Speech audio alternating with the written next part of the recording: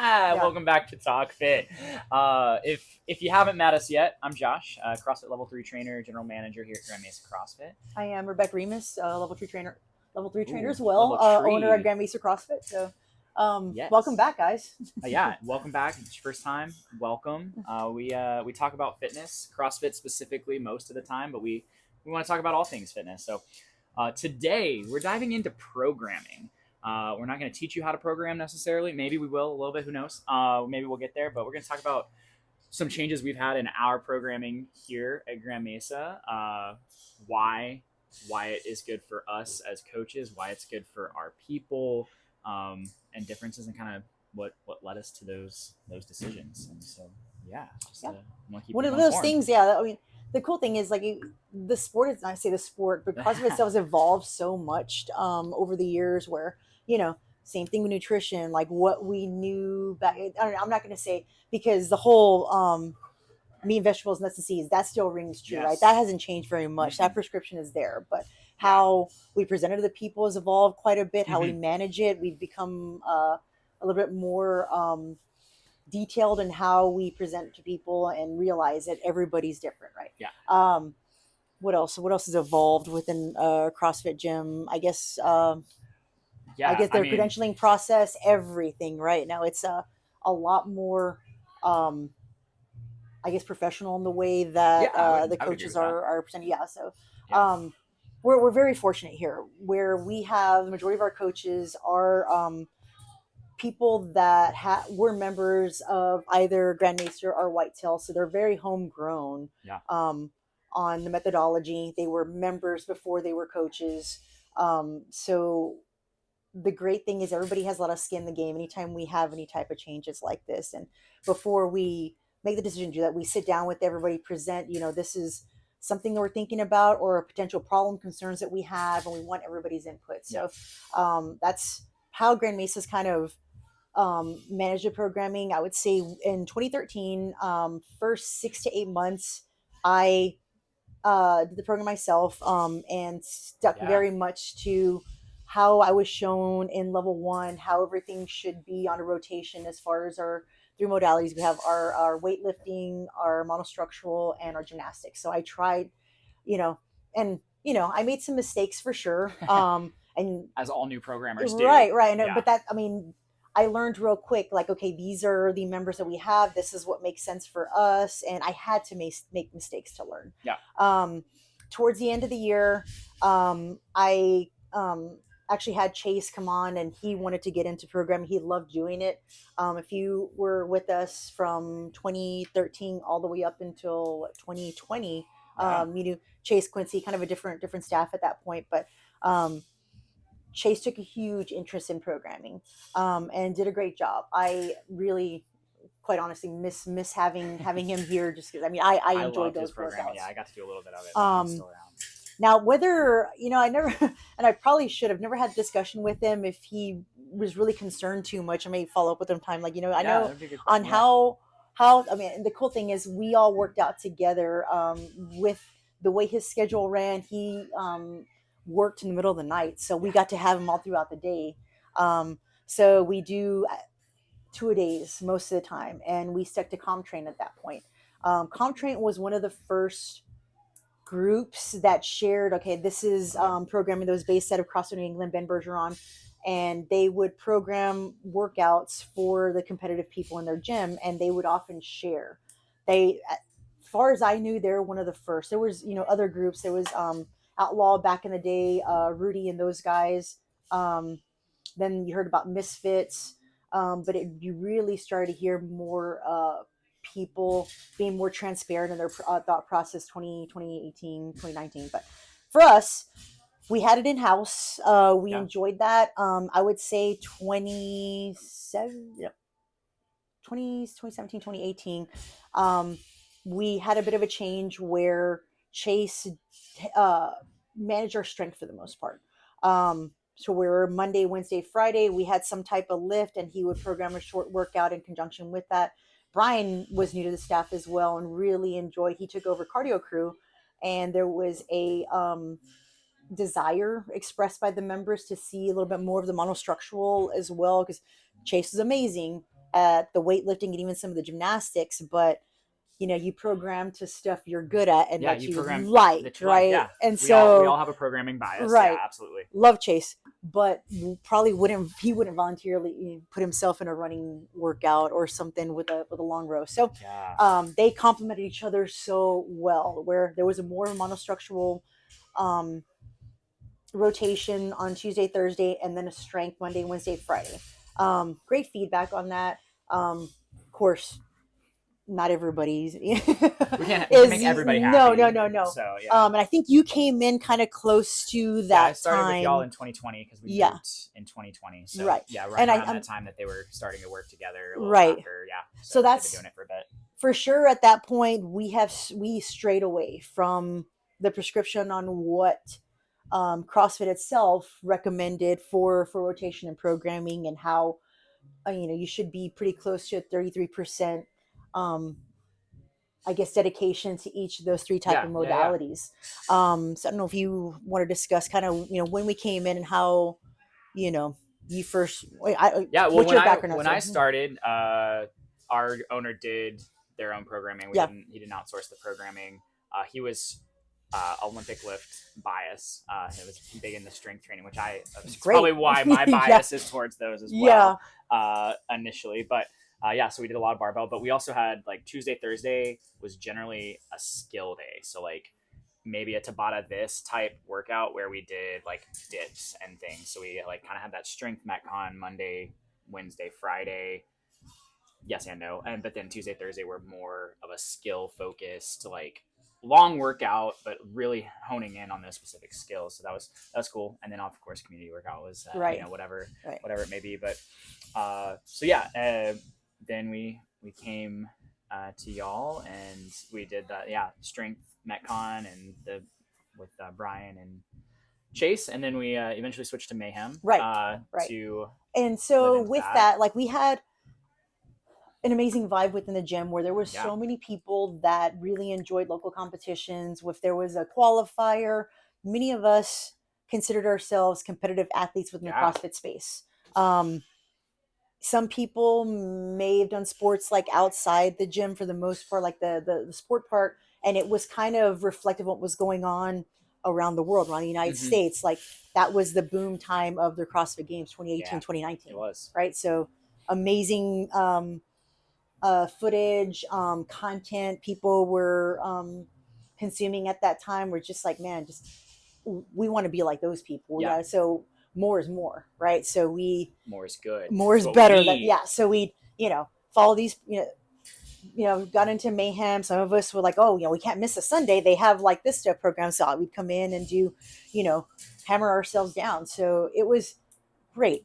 We enjoyed it. It complemented what it is that we wanted to do. But, it's also started to, as the months went on, we got a year or two into the programming, started to take a step back and look, okay, we have 2 lifts programmed within one workout and a Metcon. What are we going to do here? We've got 12 minutes to find a max and a Metcon. Yes. Yeah. And that's when we started to kind of, let's take a step back. Let's revise this a little bit. Let's remove this component so that we have time to focus more on this lift and present, and plenty of time to prepare for whatever Metcon was coming up. Because truly, you look at it, that was 3 workouts within 1 hour. That's a lot. And we're regular Joe people. Like granted, we were still doing local comps. Yeah, so doing local comps, but the kind of burning the candle at both ends as well. We're not allowing ourselves to recover, and this is nothing at all negative about Mayhem. No. But as an affiliate, we needed to kind of take a step back and see what is best for the membership. I would argue that I started studying for my level 3, right? And then you started studying a little bit harder for your level 3, and I think that was when we really were like, we need to evaluate this programming a little bit. Like we're obviously waving the CrossFit flag. We love Mayhem programming, really great stuff. But we're like, is this what our members need? Is this what we need even? Right. So really looking at what CrossFit is and how we can develop fitness. Was that the right answer? Right. And that's kind of what we looked at. So Yeah. So it was kind of perfect timing. Earlier this summer, or right around the middle, we were coming to the end of a cycle with Mayhem. Two coaches, Liz and Wes. You'll see Liz in an upcoming, actually Wes probably too, an upcoming podcast. Coming back from their level 2, they were in College Station, came back and were just raving, like, oh my goodness, like it was the coolest thing. A light bulb went off, and they're like, we discussed CAP, we did CAP, let's talk about CAP. Yeah. And me and Josh in the office are like, yes, let's We've talk been talking about CAP. We were thinking about it. So the cool thing, and it's very difficult when you have over a decade of membership that has been conditioned strength Metcon. Great. It's it's really, really hard to any type of change is hard. We should probably say CAP is CrossFit Affiliate Programming. Oh, yeah. So it's it's the programming that CrossFit themselves put out to the affiliates. It is a part of our affiliation fee that we pay annually to them, so we can wave that CrossFit flag. So we get that from them for free already. And so we were kind of looking at workouts, pulling some of those in and stuff, and during that time, anyway. So that worked out. So we sat down and talked with Liz and Wes, like, hey guys, we have kind of been discussing a little bit about the volume that's been presented to our members. It's been expressed to us that people are kind of feeling banged up, and just we're numbers people, right? We have all the apps where we put in our strength numbers, our Metcon numbers. Are we seeing things trend the way we want to see them? Are people progressing? And no matter what, you present people with a brand new stimulus and new challenges, they're going to rise to the challenge. Yeah. But I'm speaking like not just gymnastic movements, but metabolic conditioning, all that stuff. Are we seeing everything trending the way we want to see? So with that, we had a coaches meeting, and it's like, hey guys, this is what we're thinking. We haven't decided yet, but we are leaning heavily towards taking a break from Mayhem for a little bit, and we'd like to try CAP programming. I don't think there was questions for sure, and it was mainly because members. And it's a funny thing, like when you in your, I'll say in your heart, but your intuition is like, this feels like the right answer, but you're trying to program for other people as well. It's like, well, what's right for them? Are we doing the right? And that's what the whole hesitation. Like, you want to make sure that we're taking care of people, but they're also happy more than anything. So we rolled it out, and the big message we're explaining to the coaches, and of course it's a training process, right? They for years have been rushed into presenting whatever workout we program for them, so that we kind of handcuff them on how they were presenting the skills, how they were coaching people. So it's like, we're going to have to slow down, and we're going to do less, but we're going to do less better.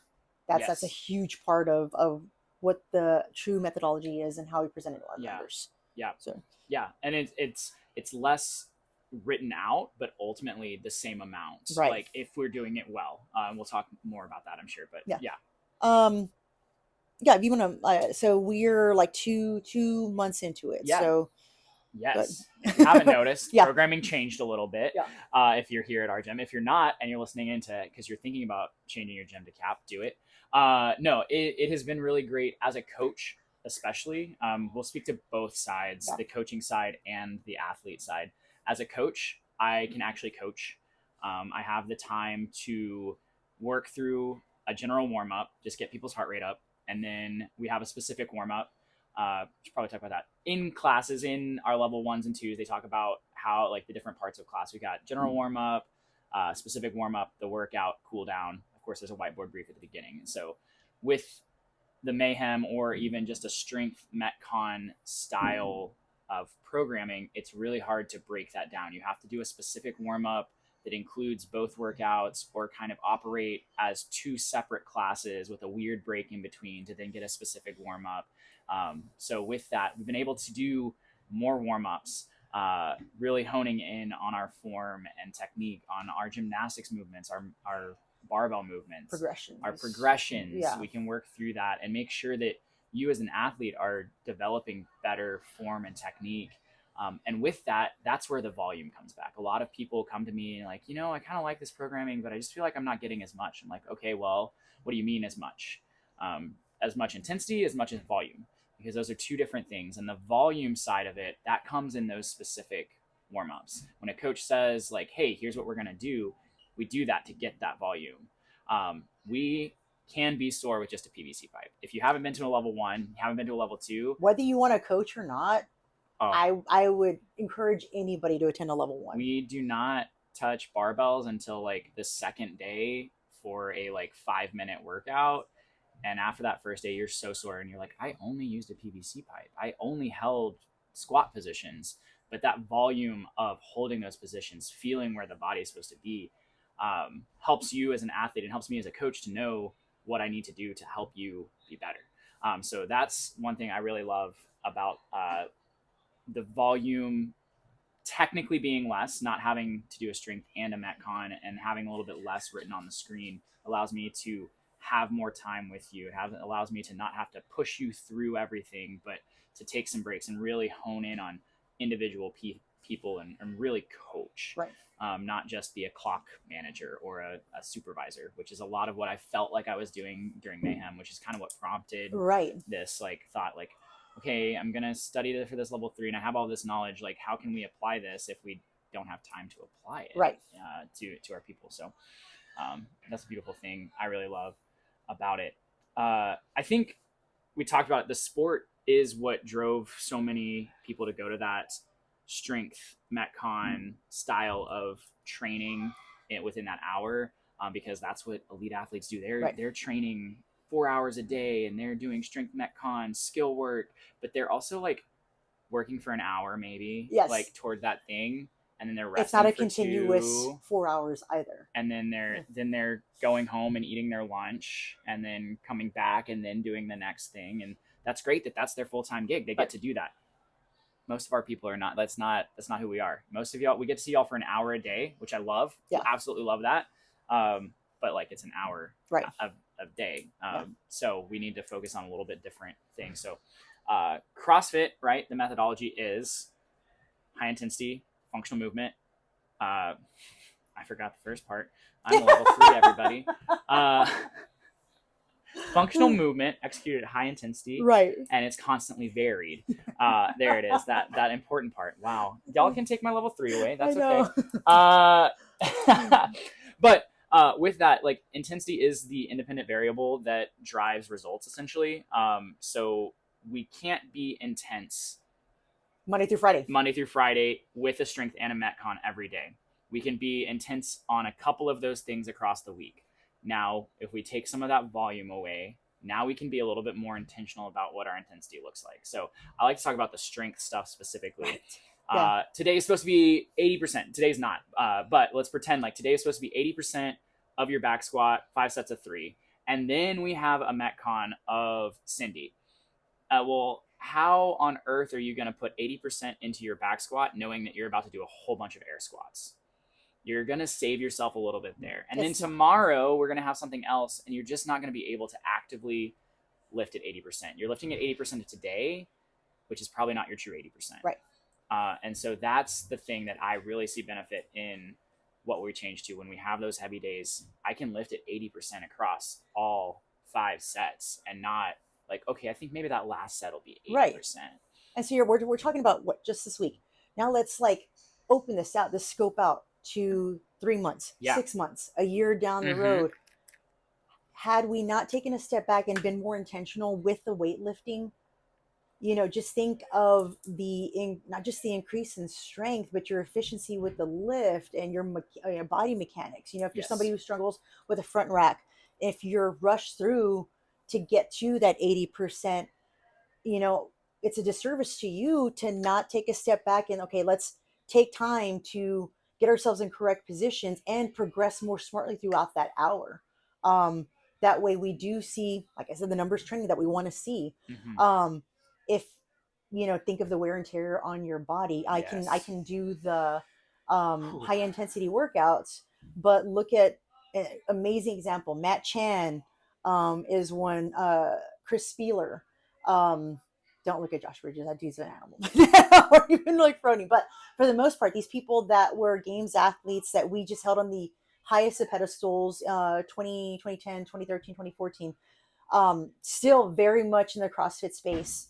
But they do a little bit more in the zone 2 type workouts. They still get their strengths in, but they're a little bit more intentional with the time they have, because they are not training for the games anymore. Now it's like, I'm training for life and longevity, and to be able to keep up with the kids that I've produced in the past, decade. Yeah.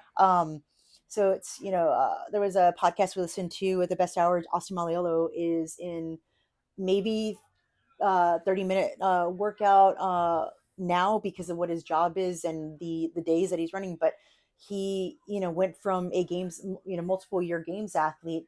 And the cool thing is, he did participate in the Open with us, participate in quarterfinals.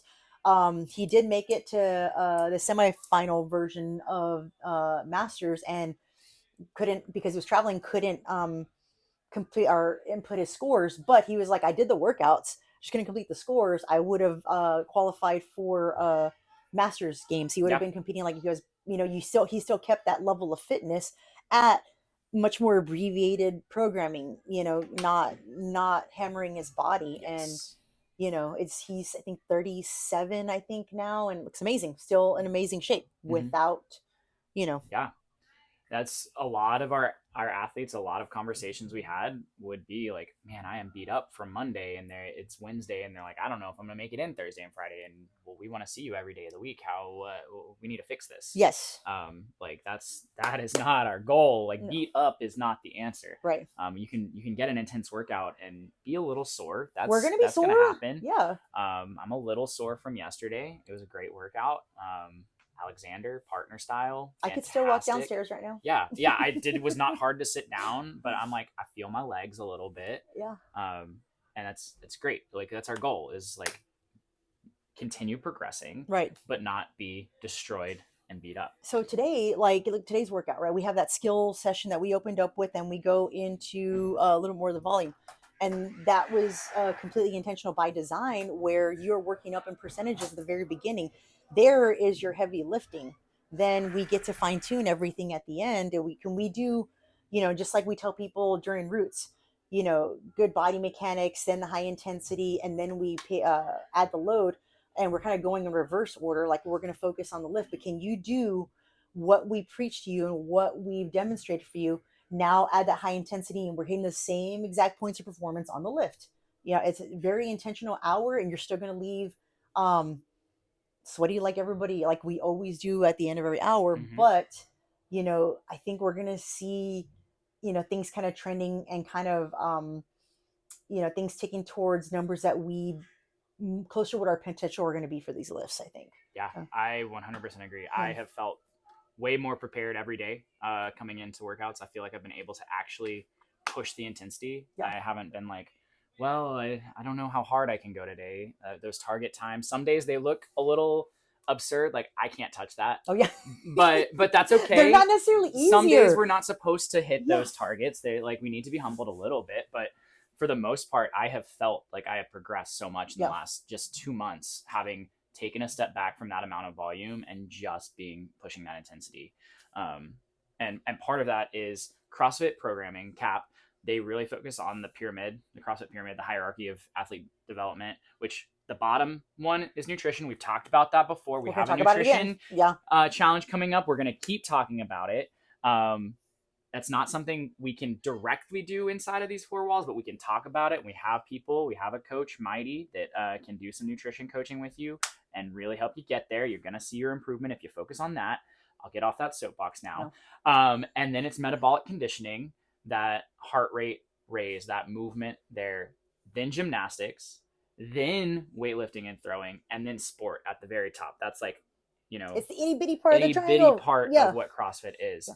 And that is the movement toward sport, is if you take your time and focus on those stacks of the pyramid. If your goal is to be a competitive CrossFit athlete, unless you got those lucky genetics and you're coming out of college, collegiate athlete, you have an advantage there, but we've got to start at the base of that pyramid and then work our way up. And CrossFit Programming you can see that across the weeks and months as we look at it.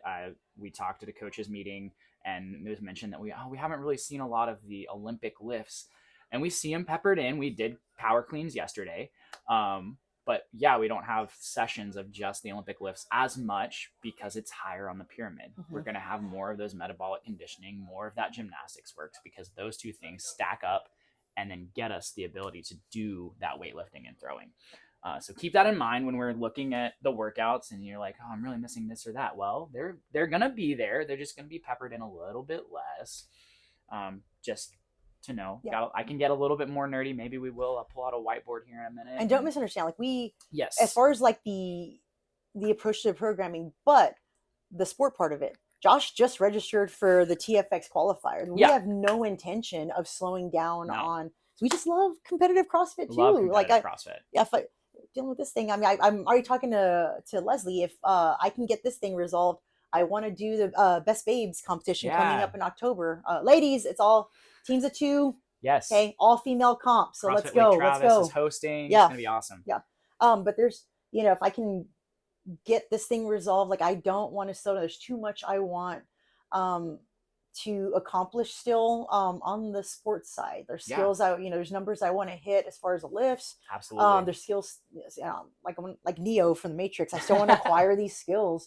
But I feel like I am approaching it now a little bit more smartly, and I'm increasing my chances of getting there because we're taking our time and developing smartly. 100%. I feel way more fit right now than I did 2 months ago. And that's not just because it's 2 months later and I've been consistent. That's part of it for sure. Be consistent. That's going to help you. But like, I'm not beat up. Like I get to the end of the week and I'm like, I can relax. Ariel told me, she's like, I am not exhausted when I get home. Like I went and did a good workout. Like she's like, I feel like I worked hard, and I did work hard, but I'm not like, can someone else make dinner for me because that workout took everything out of me? Like she's able to continue and things like that. So yeah, we're still going to be competitive. We're still signing up for comps. TFX qualifiers are coming. You can sign up for them. I went Pro RX division to this year. We'll see. Ooh, okay. Yeah, okay. I know. Yeah, I know. I said if we're gonna be a competitive athlete, let's sign up for the best, right? No. So we'll see. We're still fans of the sport as well, and it's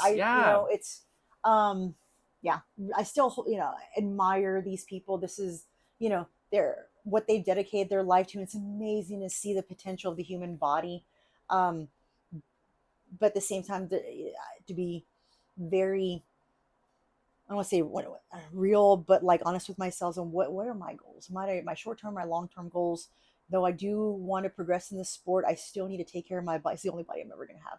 So, I'm going to be able to keep up with the kids. Just watching some people in class who are working out with, grown adults, and they have teens that are now coming into class. And I'm like, I want to do that. I want to pair up with my kids. I want to do comps with them later on. I just want to make sure I take care of myself as well. Absolutely. So, And I think this path we're looking at is definitely a way for all of us to be able to do that. So I always tell people, like when we start CrossFit and we start talking about nutrition, like the cool thing about us is our body's a laboratory, right? So you figure out, and that's why if you sit down with somebody like Mighty that talks about, we talk about the quality of foods, and when we let that happen and see how our body reacts, at some point we start talking about quantity.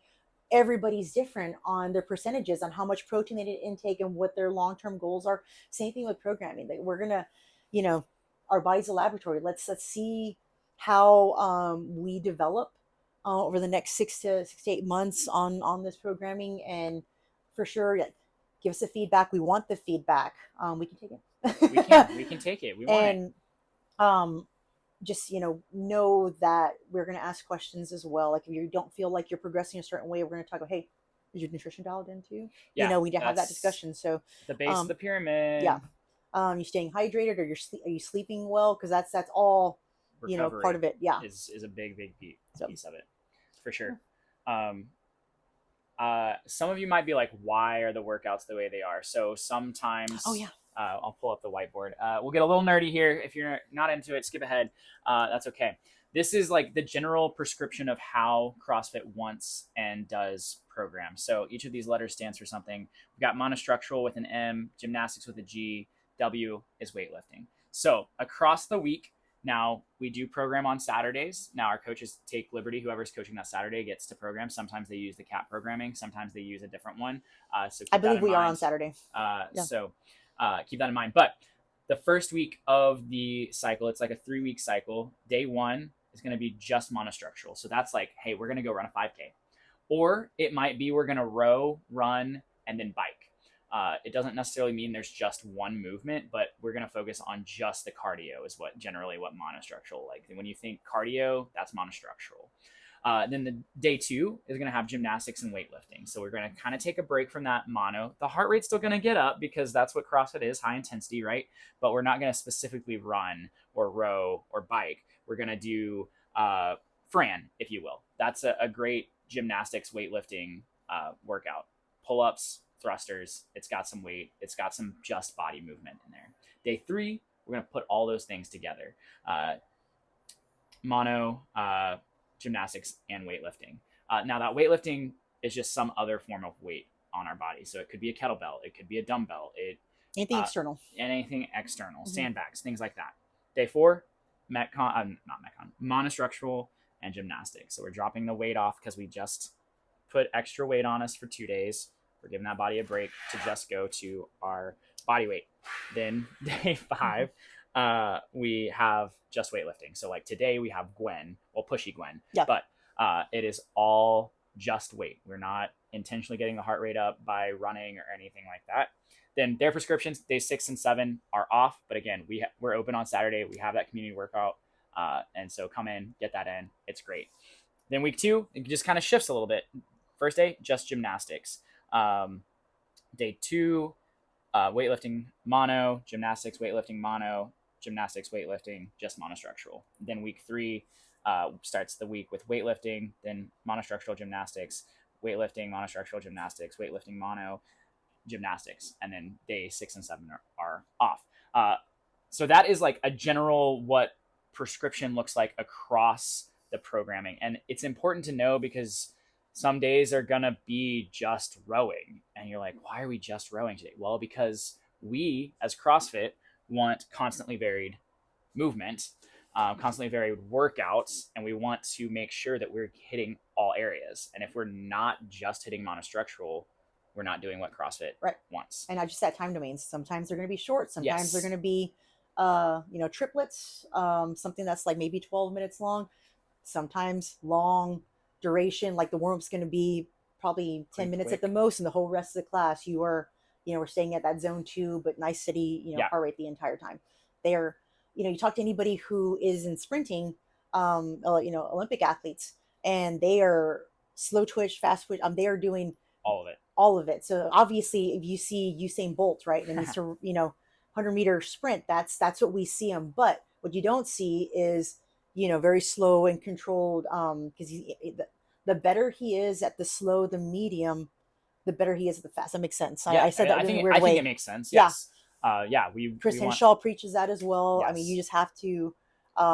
We want all areas. Mm-hmm. Our heart runs on it. Not just monostructural movements, but we are going to touch the red. We're just not going to do it as frequently. Yeah.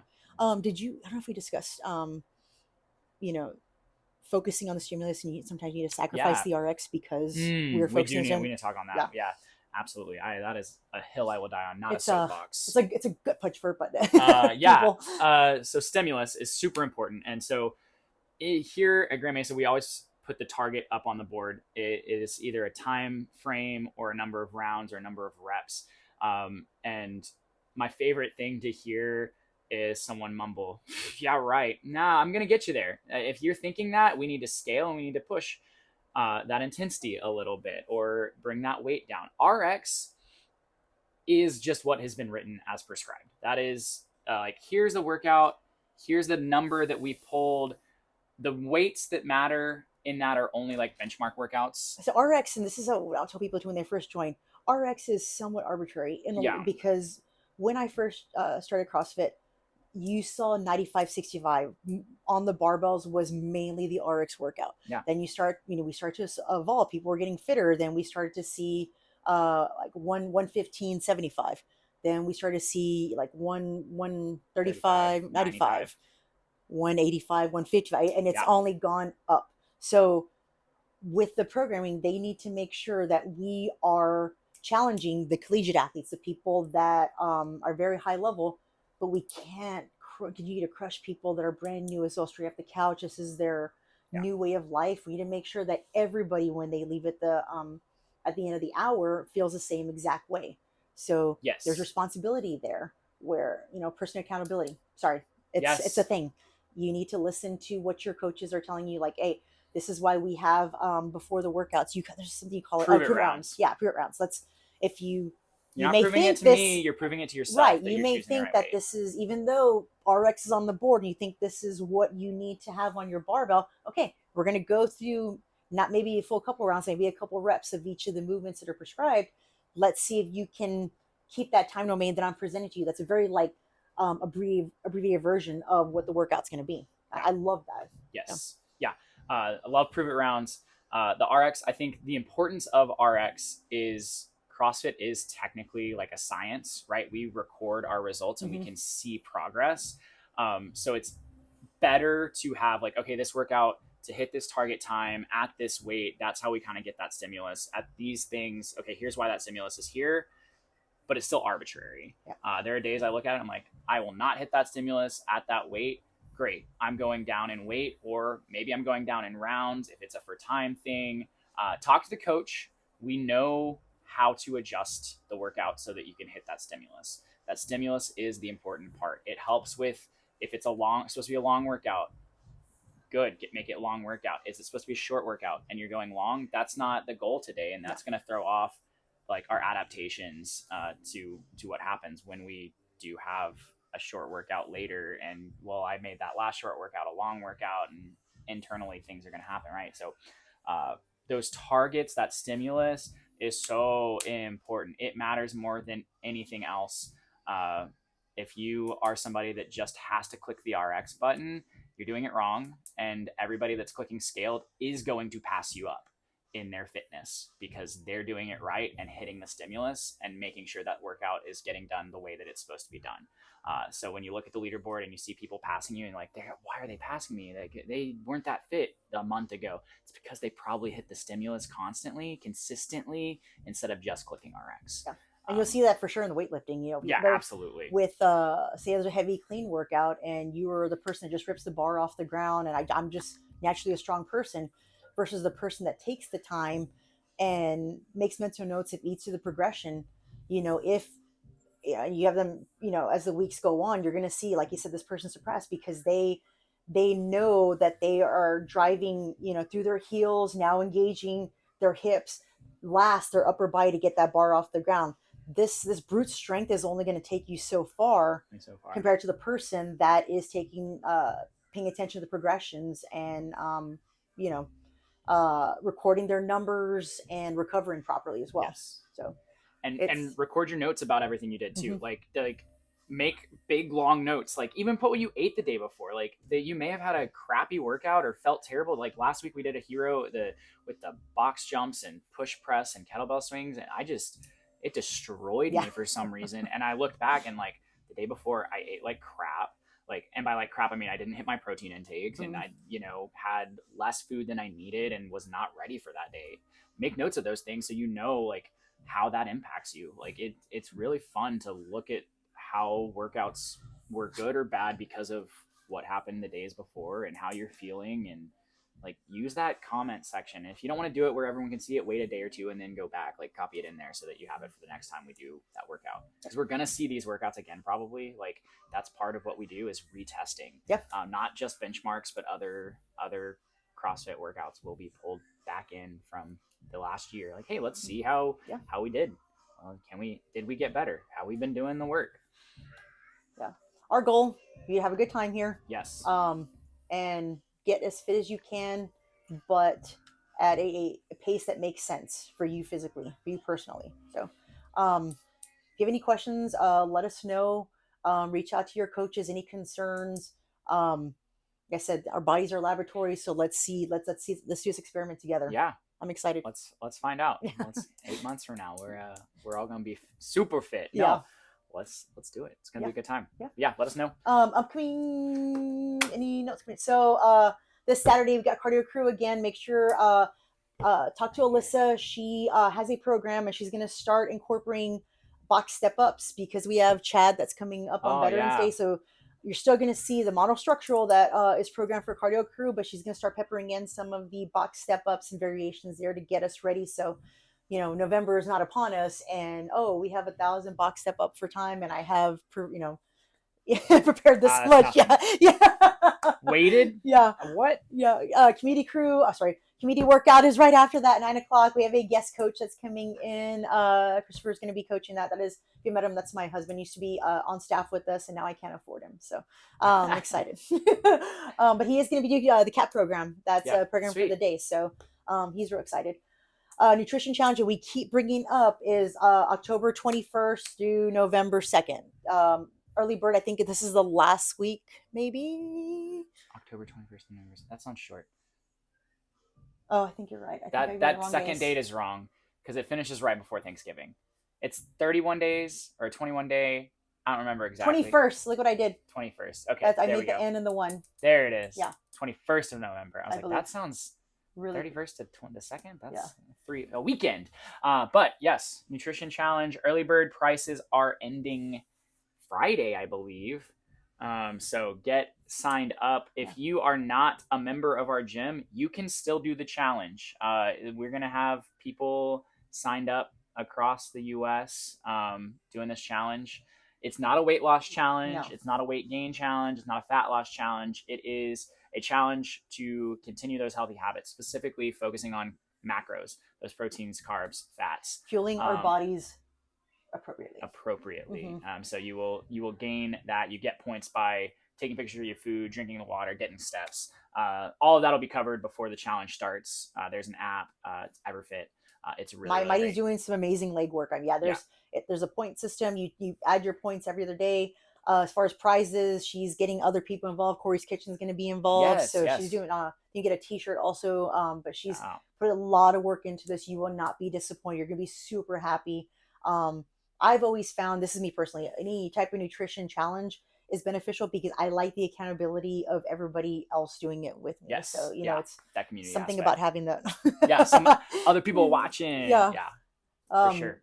But yeah, any other questions, let us know. She does do nutrition counseling and training outside of nutrition challenge as well. So if you're just looking for a little extra watch, or you got something coming up like a weightlifting meet that you need to hit a certain weight, she can help with that too. So just don't tell her a week before. Give her some time. I mean, she's not a magician. No. But after that, the Halloween party is the 26th of October. That is an evening for the adults. Those plans are already in place as well. Yes. Plan your outfits, especially if you're coming in as couples. We do give trophies, and prizes for different themes. I think best couple, maybe you want to dethrone Leslie this year. Good luck with that. For scariest. It's not gonna happen. There's I think funniest, I think best group. There's I think 5 different categories that we normally do each year.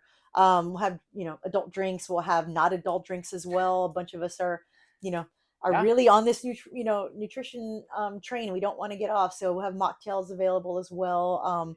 Everybody brings yummy Halloween themed snacks and finger foods to share. So great music. Yeah. Then I mentioned before, Chad is on Veterans Day coming up in November. And then November 18th to 22nd. So this is going to be the week prior to Thanksgiving. We have Bring Your Friend Week. That's going to be that week. We also have Member Appreciation. That's going to be that week as well. Corey's Kitchen is going to be involved on that. We're going to be doing some giveaways for the members every single day. So Monday through Friday. And I think we're going to have a raffle on Saturday for a really cool prize. So we'll give more details and keep giving you information. Barcode's coming up October 5th. Or it's not internal, but local comp. So we have friends visiting from local affiliates in the Austin area. I think we have, there's an affiliate or a team that comes from Corpus. They didn't make it last year, but they've been here every other year for Barcode. So I've already been messaged by them. They're going to be signed up as well. Sweet. The programming is out. If you have any questions about the workouts, Josh has standard sheets that we're going to be posting as very well. very soon. Yeah, no, yeah, we that's it. If you need a partner, let us know. We're working on pairing up. We have a member, Brian Crandall, that is looking for an intermediate female to pair up with. But this is we've had years in the past where people were paired up that had met each other the day of the competition. Yeah. So that's a fun little aspect of it. So yeah, it's a great comp. Great workouts. Yeah. Evan did a good job programming. He did. Love them.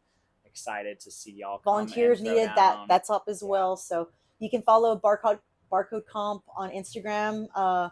Up in the link tree if you want to register. I don't know if we have the link also on the Grand Mesa link tree. Maybe. I think. Maybe. Yeah. If not, go to the barcode one. Yeah. Yeah. You can find it. Yeah. Maybe I'll throw it on this episode too. Yeah. That'll be easy. On the notes. Yeah. The show notes, like as they say. Check the show notes. We're a fancy podcast I know. now. Yeah. All of our announcements. That's it. Heck yeah. Keep being intense. Rest, recover, check into class, and we will see you out on the floor. Thanks.